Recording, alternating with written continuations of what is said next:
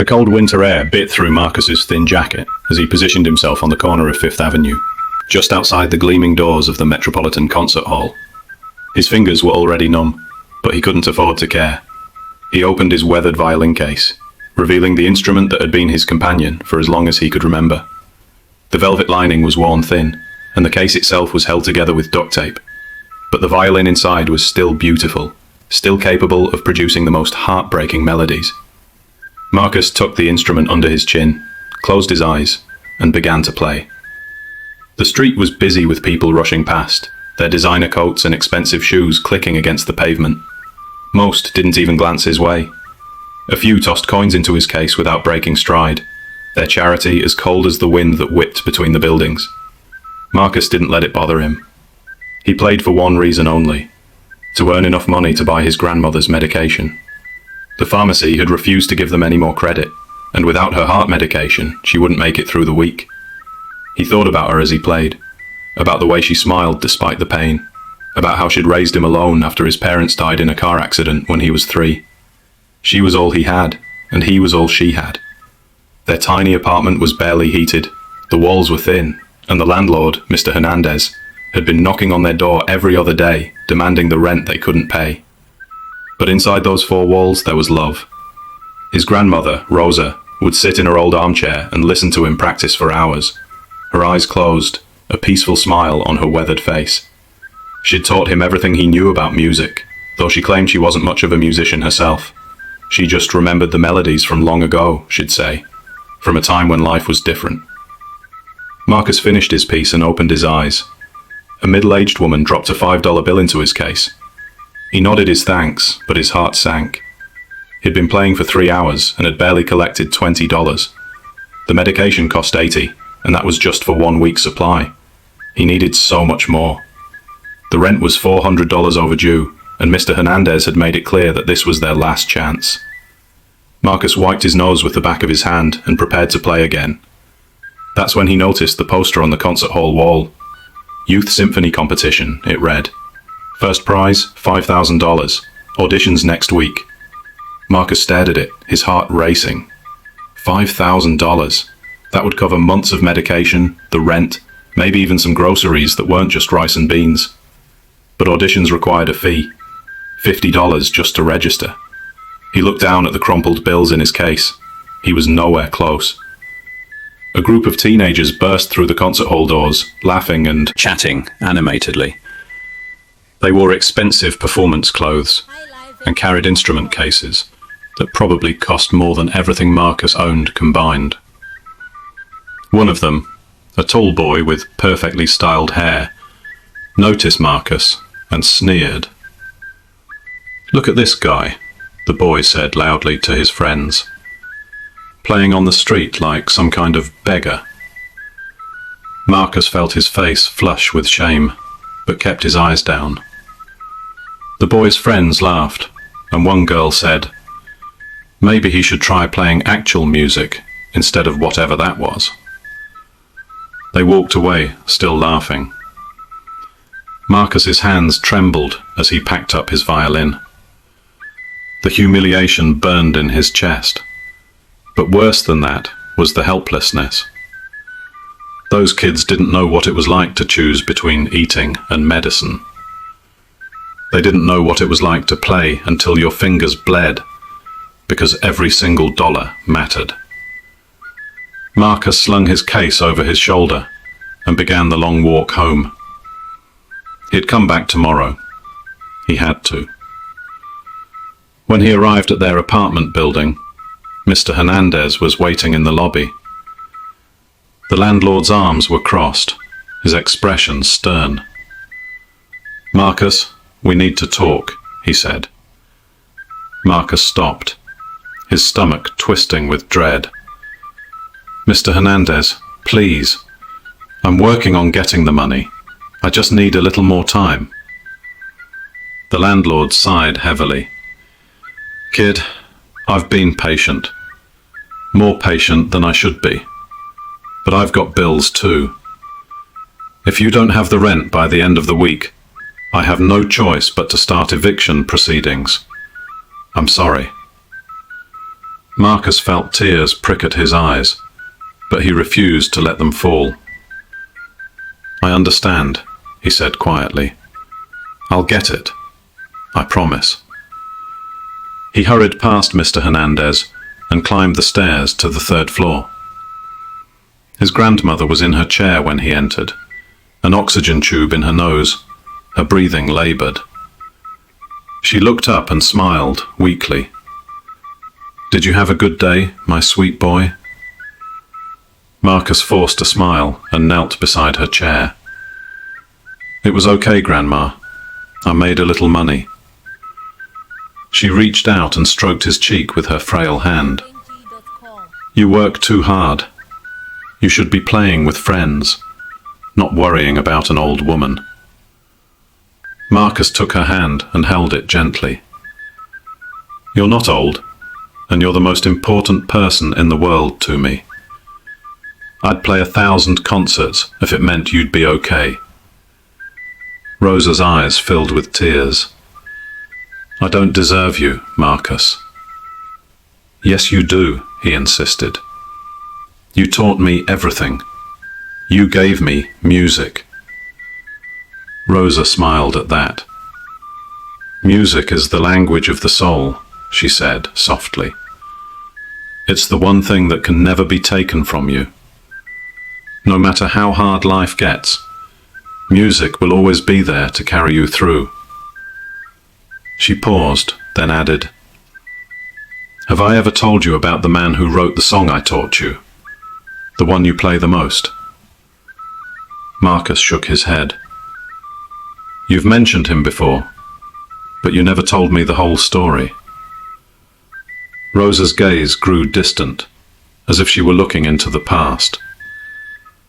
"His name was Antonio. He was a brilliant violinist, one of the most talented musicians of his generation. We met when I was young, just 17. I was working as a seamstress, and he came into the shop to have his performance clothes tailored." She smiled at the memory. He was so kind, so passionate about his music. We fell in love quickly, the way young people do. He used to play for me every evening in the park.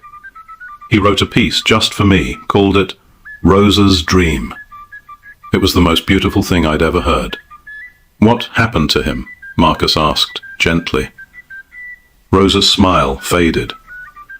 "Life happened.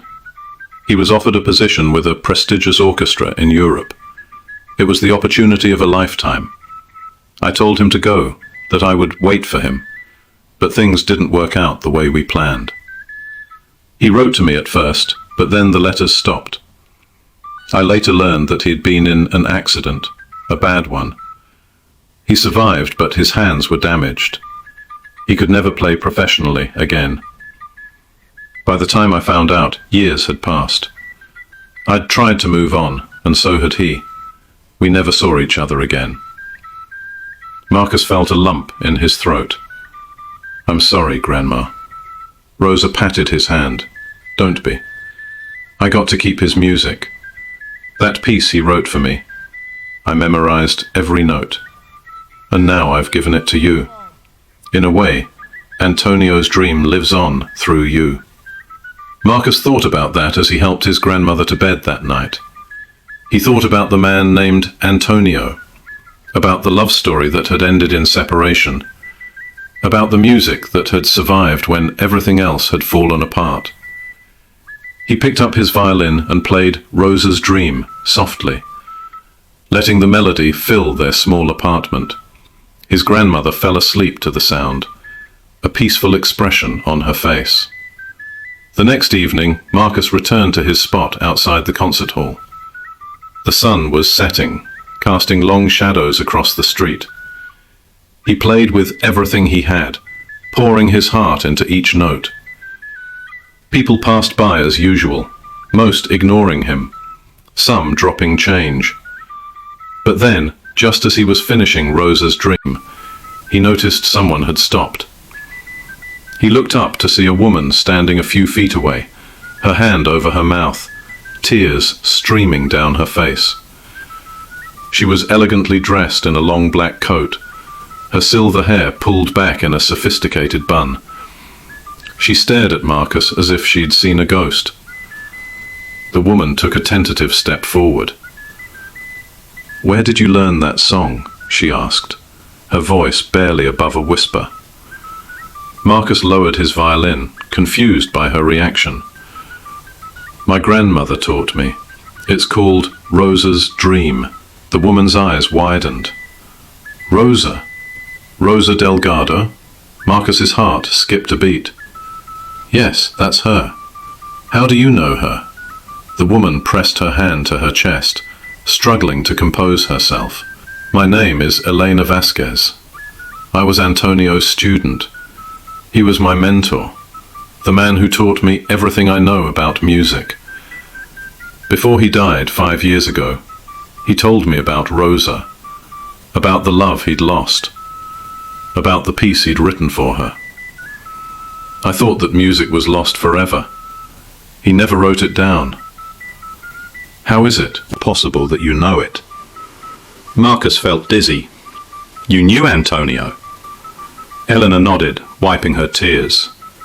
"I knew him for 30 years. He never stopped talking about Rosa, never stopped regretting that he let her go. He tried to find her many times, but he didn't know where she'd moved after he left for Europe. He carried that regret until his last day." Eleanor looked at Marcus intensely. "Is Rosa still alive? Can I meet her?" Marcus hesitated. "She's very sick. She has a heart condition, and we can't afford her medication. I've been playing here trying to earn money for it, but it's not enough." Eleanor's expression shifted from shock to determination. "Take me to her, please. I need to see her, and I think I can help." Marcus wasn't sure what to think, but something in Eleanor's eyes told him he could trust her. He packed up his violin, and Eleanor followed him through the darkening streets to his apartment building. When they arrived, Mr. Hernandez gave them a curious look, but said nothing. Marcus led Eleanor up the 3 flights of stairs, his heart pounding. He didn't know what would happen, but he sensed that something was about to change. When they entered the apartment, Rosa was in her chair, dozing lightly. Marcus approached her gently. "Grandma, there's someone here to see you." Rosa stirred and opened her eyes. When she saw Eleanor standing in the doorway, her face went pale. "Eleanor? Little Eleanor? Is that really you?" Eleanor rushed forward and knelt beside Rosa's chair, taking her hands. "It's me, Rosa. I can't believe I found you." The 2 women stared at each other, tears flowing freely now. Rosa touched Eleanor's face as if to make sure she was real. "You were just a child when I last saw you. Antonio brought you to the shop once. You were so shy, hiding behind his legs." Eleanor laughed through her tears. "I remember. You gave me a piece of candy and told me I had music in my eyes." Rosa nodded, smiling. "And look at you now. Antonio told me in his letters that you became a great violinist. He was so proud of you." Eleanor's voice broke. "He never stopped loving you, Rosa. Even at the end, he spoke your name. He wanted so badly to find you, to tell you he was sorry for leaving, to hear your voice one more time." Rosa closed her eyes, overwhelmed with emotion. "I never stopped loving him either. I wanted to find him too, but life got in the way. I had Marcus to raise after his parents died. Everything I had went into taking care of this boy." Eleanor looked at Marcus with newfound understanding. "He has Antonio's gift. When I heard him playing Rosa's Dream, I thought I was imagining things. That piece was never performed publicly, never recorded. Antonio only played it for you. Marcus learned it from me," Rosa said softly. "I've been teaching him since he was small. He has his great-grandfather's hands." "Wait," Eleanor said, looking between them. Great-grandfather? Rosa smiled sadly. I never told Marcus the full truth. Antonio and I, we had a brief reunion many years after he left. Just 1 week, but it was enough. My daughter, Marcus's mother, she was Antonio's child, which means Marcus is Antonio's grandson. The room fell silent. Marcus felt as if the floor had dropped out from under him. My grandfather? He was my grandfather? Rosa nodded. I never told your mother who her real father was. By the time she was born, Antonio and I had lost touch again. I raised her alone, and when she had you, I promised to give you the one thing Antonio gave me, his music. Marcus sat down heavily on the couch, trying to process this revelation. His whole life, he'd thought he had no connection to anyone but his grandmother. Now he was learning that the music he loved, the talent he'd inherited, it all came from a grandfather he'd never known. Elena stood up, her expression resolute. Rosa, Marcus told me about your medical situation. I want to help. Antonio left me everything when he died. His savings, his instruments, his legacy. He made me promise to use it to support young musicians, to keep his love for music alive. I think he'd want nothing more than for that legacy to go to his own grandson. I'll cover your medical expenses, all of them. And Marcus, I want to enter you in the Youth Symphony competition. With proper training, you could win. More than that, you could have a future in music, a real future. Marcus looked up, hardly daring to believe what he was hearing. But the entry fee, I don't have it. Elena smiled. I'll take care of it. Consider it a gift from Antonio. He would have wanted this. Over the next week, Marcus's life transformed in ways he'd never imagined. Elena paid for Rosa's medication and covered their overdue rent.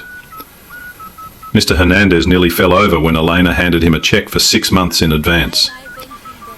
She also arranged for daily visits from a nurse to help care for Rosa, giving Marcus the freedom to focus on his music. But more than the financial help, Elena gave Marcus something he'd never had before: real training. Every day he went to Elena's beautiful home in the Upper East Side, a place filled with awards, photographs and instruments. She taught him technique, musicality, the subtle ways to coax emotion from his violin. You have raw talent, she told him, but talent alone isn't enough. You need to understand the language of music, the way it speaks to the human heart. Marcus absorbed everything like a sponge. For the first time in his life, he wasn't playing just to survive. He was playing because he loved it, because it connected him to a grandfather he'd never met, because it was his birthright. The day of the competition arrived. The concert hall was packed with parents, teachers, and music lovers. Backstage, Marcus saw the same teenagers who'd mocked him on the street. The tall boy with the styled hair looked at him with surprise. Wait, you're competing? I thought you were just some street performer. Marcus met his gaze calmly. I am a street performer, but I'm also a musician. The boy scoffed but said nothing more. Elena found Marcus in the crowded backstage area and placed her hands on his shoulders. Remember, you're not playing for the judges or for the prize money. You're playing for Antonio, for Rosa, for yourself. Play from your heart, and the rest will follow. When Marcus's name was called, he walked onto the stage, his violin in hand. The stage lights were bright, almost blinding. He could see Rosa sitting in the front row, Elena beside her, holding her hand. His grandmother smiled at him, and he smiled back. This was for her. This was for all of them. Marcus lifted his violin, took a breath, and began to play. He started with a classical piece, a Vivaldi concerto that showcased his technical skill. The judges nodded approvingly, making notes. But then, for his second piece, Marcus did something unexpected. He played Rosa's Dream. The melody filled the concert hall, hauntingly beautiful, full of longing and love. The audience fell completely silent, captivated. Marcus closed his eyes and let the music flow through him. He thought about Antonio and Rosa, about a love that had survived decades of separation, about the music that had been passed down through generations. He thought about the cold streets where he'd played for coins, about his grandmother's unwavering support, about Elena's unexpected kindness. All of it poured into his performance, every note infused with genuine emotion. When he finished, there was a moment of absolute silence. Then the audience erupted in applause. People rose to their feet, clapping and cheering. Marcus opened his eyes and saw Rosa crying, Elena crying, even some of the judges wiping their eyes. He bowed, overwhelmed, and walked off the stage on shaking legs. Backstage, Elena embraced him tightly. That was extraordinary. Antonio would have been so proud. The rest of the competition felt like a blur. Other talented musicians performed, but Marcus barely heard them. He sat with his grandmother and Elena, holding Rosa's hand, feeling more complete than he'd ever felt in his life. When the judges returned to announce the results, Marcus tried not to get his hopes up. Even if he didn't win, Elena had already given him so much. But when they called his name as the first place winner, he couldn't believe it. He walked back onto the stage in a daze and accepted the trophy and the check for $5,000. The head judge, an elderly conductor, shook his hand warmly. "Young man, in my 40 years of judging these competitions, I've never heard anything quite like your performance. You didn't just play music. You told a story. You made us feel something. That is the mark of a true artist." The weeks that followed were a whirlwind. With the prize money, Marcus and Rosa's immediate financial worries evaporated. But even more significantly, Elena arranged for Marcus to receive a full scholarship to a prestigious music academy. He would study with the best teachers, have access to the finest instruments, and be given every opportunity to develop his gift. Rosa's health improved dramatically with proper medication and care. Colour returned to her cheeks, and her breathing became easier. She and Elena spent hours together, reminiscing about Antonio, looking through old photographs, filling in the gaps of a story that had been incomplete for so long. One evening, as the three of them sat in Elena's living room, Marcus asked the question that had been on his mind. "Do you think he knew? My grandfather. Do you think he somehow knew about me?" Rosa and Elena exchanged glances. Elena spoke first. "I think he suspected. Toward the end, he told me that he felt his music would live on, that somewhere out there, a part of him still existed in the world.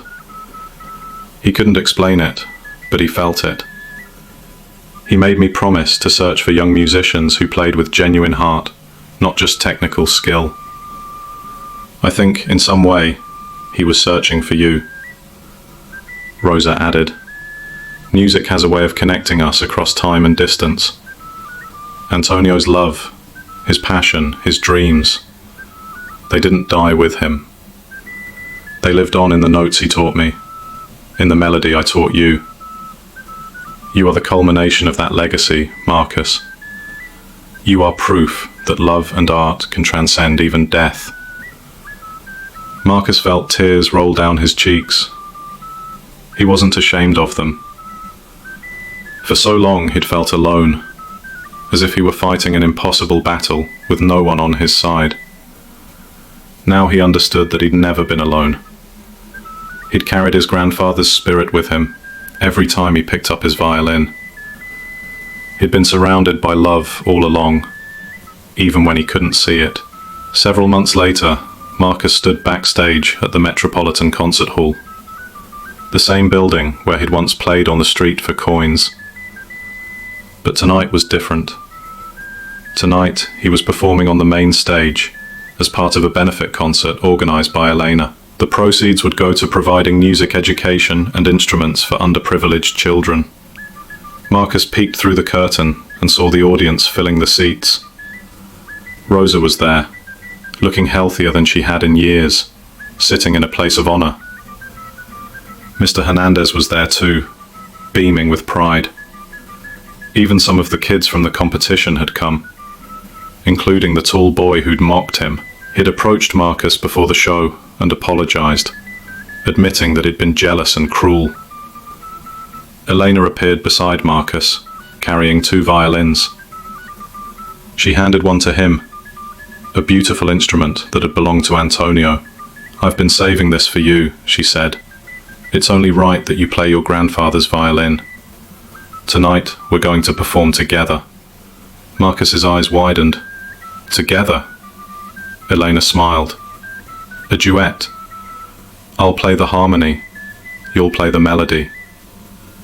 We're going to play Rosa's dream for the world to hear, so that Antonio's gift is no longer a secret, but a celebration."